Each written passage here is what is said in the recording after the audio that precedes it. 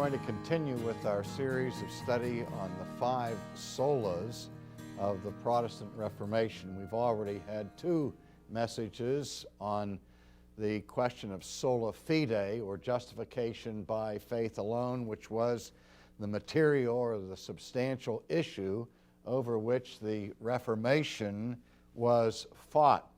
And closely related to the doctrine of sola fide is the doctrine of no chalk. So here we found one, the doctrine of sola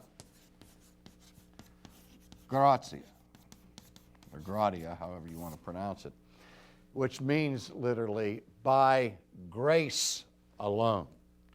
Now, in the Middle Ages, in the Roman Catholic Church, of course, the leading theologian was St. Thomas Aquinas, and the Church since that time has referred to Thomas as the angelic doctor, the doctor angelicus, the doctor of the angels. They have another nickname for the great St. Augustine, who ministered at the end of the 4th century and into the beginning of the 5th century. And Augustine's nickname is Dr. Gratia. That is, he's known as the doctor of grace in church history because he is the one who first formulated this idea of sola gratia. And that notion that Augustine articulated was recovered and recaptured in the Reformation by his 2 main disciples of that period, Martin Luther, who was an Augustinian monk at Erfurt before the Reformation began, and from John Calvin, who in all of his writings, apart from his citations, quotations, and allusions to passages from sacred scripture, the single individual from whom Calvin quotes the most in terms of frequency was, of course, Augustine.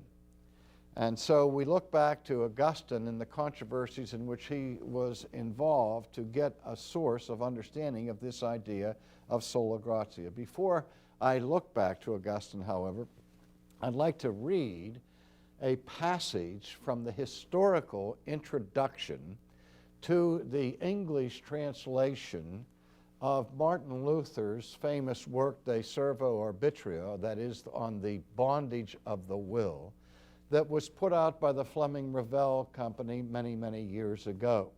This book, which Luther wrote in response to Erasmus of Rotterdam's diatribe, is the volume that Luther himself considered to be his most important work. And the lengthy historical introduction to it was penned jointly by a man by the name of Johnston in collaboration with Dr. J.I. Packer. And it's from that introduction that I'd like to read a brief statement. Packer and Johnston make this assertion, quote, "Justification by faith alone is a truth that needs interpretation. The principle of sola fide is not rightly understood until it is seen as anchored in the broader principle of sola gratia." Now let me interrupt myself at this point. You hear what Packer and Johnston are saying is that you can't really understand the Protestant doctrine of sola fide unless you understand it against the deeper question, against the backdrop of the doctrine of sola gratia. Now when Packer and Johnston make this assertion, they're not making this out of whole cloth, because this is precisely the point that Luther was making in his book against Erasmus, that you haven't really grasped sola fide until or unless you really understand this principle of sola gratia. Let me continue from that historical introduction. What is the source and status of faith? That's the question. Or in other words, where does faith come from? And what is its status?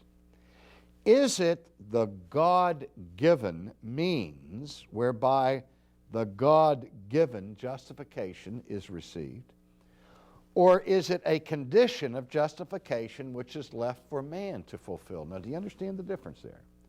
Is faith God-given, or is it simply a condition for our justification that God does not provide, but what we must provide in order to be redeemed?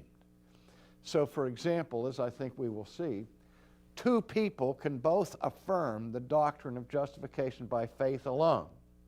One of them says, the faith by which I am justified is a gift from God. The other one says, yes, I'm justified by faith alone, but faith is something that I did. You see the difference? And that's what Packer and Johnston are talking about here. He says, is it a part of God's gift of salvation or man's own contribution to salvation? If our salvation is wholly of God, or does it ultimately depend on something that we do for ourselves? Those who say the latter, as the Arminians later did, thereby deny man's utter helplessness in sin and affirm that a form of semi-Pelagianism is true after all.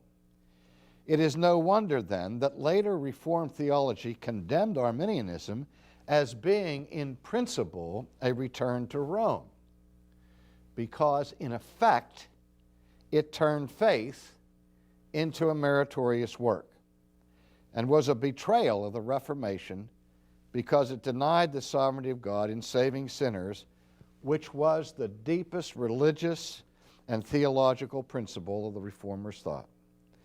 Arminianism was, in Reformed eyes, a renunciation of New Testament Christianity in favor of New Testament Judaism, for to rely on oneself for faith is no different in principle from relying on oneself for works, and the one is as unchristian and anti-Christian as the other.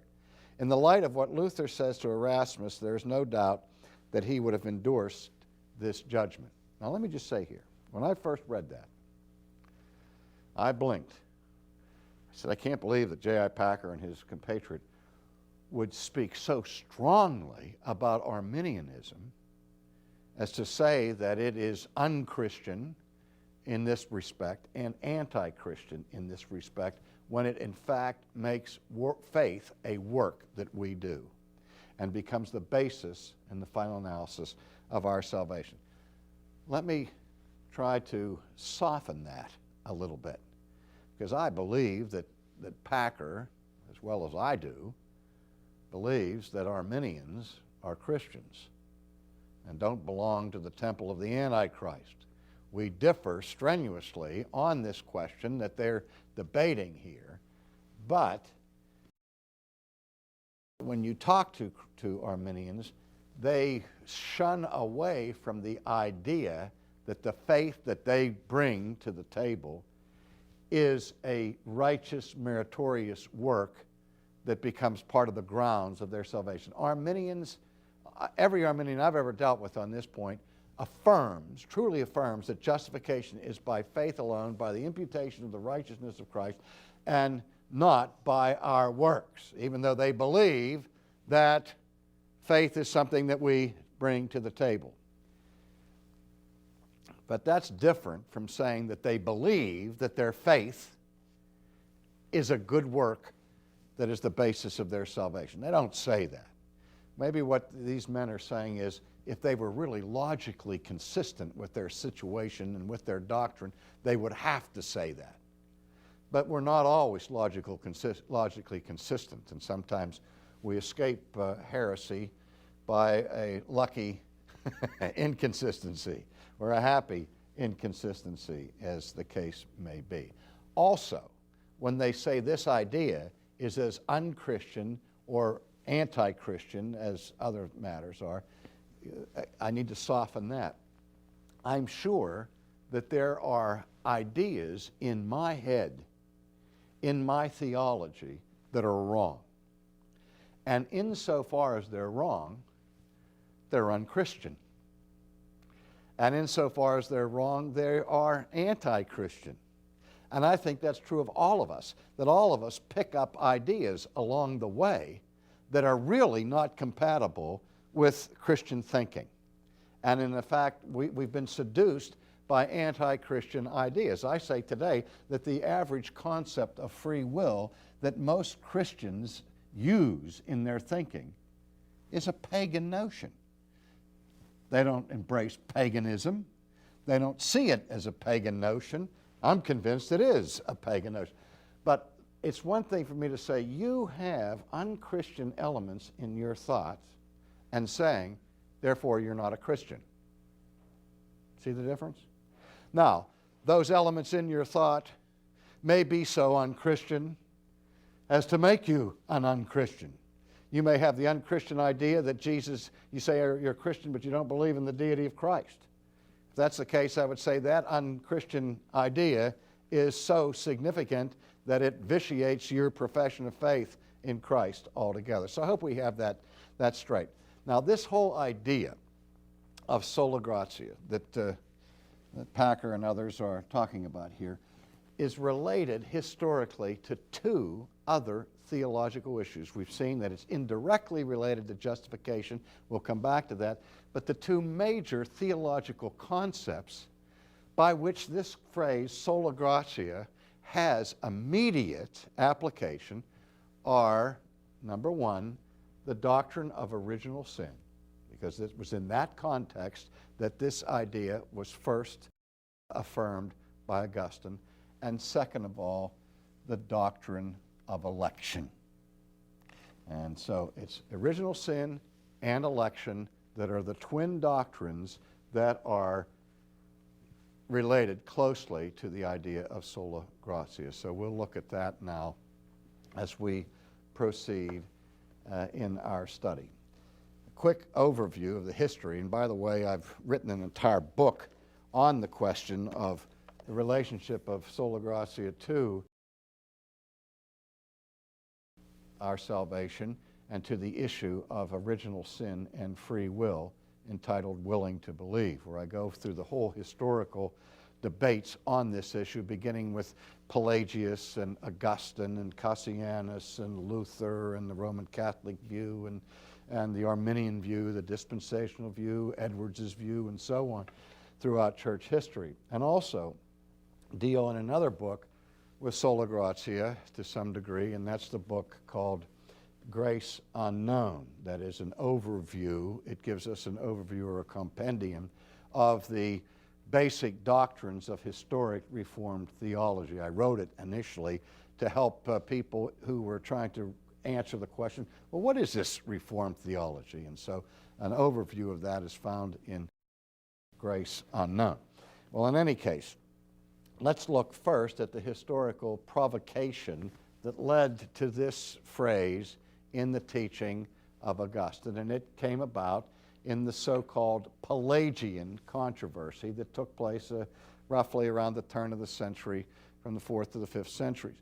And it began when Pelagius was a British monk who came to Rome to visit Rome and heard of the reputation of the great Augustine. But when he came to Rome, he was appalled by the behavioral patterns and the licentiousness of members of the church and those who were professing Christ. They seemed to be living godless lives. And so, in a very real sense, Pelagius wanted to be a reformer of the morals of the Christian church of his day. And he was disturbed by a famous prayer that had been written by St. Augustine, where in that prayer, Augustine said this, "O God, grant what thou dost command, and command what thou dost desire." Now, the second part of the prayer, that God would command from his creatures whatever it was pleasing for God to command, Pelagius certainly agreed that God had the right to impose obligations on the creatures that he has formed in his own image. He believed that God was morally sovereign in that he is the lawgiver, not we. We're not the ones who create the law of God. No problem with that part of the prayer. It was the first part of the prayer that distressed him so greatly, in which Augustine said, "O Lord, grant what thou dost command." Pelagius was puzzled by that. He said, why would you ask God to grant you? A grant is a gift, after all. Why would you ask God to grant you whatever he commands? That indicates that God is commanding that you do something that without this grant, without this gift, you cannot do. Well, this is exactly what Augustine was saying. Augustine was saying is that God gave his law to man in creation, and man was created to mirror and reflect the character of God. God is holy, and we were created with a mandate to be holy, a mandate to be righteous, a mandate to be perfect. But Augustine says, in the fall, man was ruined as he fell into a corrupt status by which it was no longer possible for that human being to obey all of the commands of God. That man was no longer morally able or morally powerful enough to live a perfect life. And so that the only way we could become righteous would be through God's help, through God's gift of grace. So it's one thing to consider man in creation. It's another thing to consider man in his fallen condition. In his created original situation, man could be righteous, according to Augustine. After the fall, because of original sin, man could no longer obey the law of God. Now again, remember that the doctrine of original sin does not refer specifically to the first sin, the original one, the first one that got everybody in trouble. Now, what original sin defines or describes in theology is the result of that first sin, the result being the fallen corruption that was the subsequent judgment of God upon the first sin. So that after Adam's sin, after Adam and Eve fell, then their future descendants are born in sin, born with this human nature that is corrupt by birth and is no longer able to achieve righteousness. That's why Augustine said, since the fall, for us to do anything right requires the grace of God. Now this is where Pelagius objected. He said that the sin of Adam affected only Adam. There was no transfer to his progeny of the consequences of this sin. We only sin not because we're born sinners, but we only sin when we imitate what Adam did. That we are those who ape our original father when we sin. But Adam's sin did not do anything to change the constituent nature of humanity.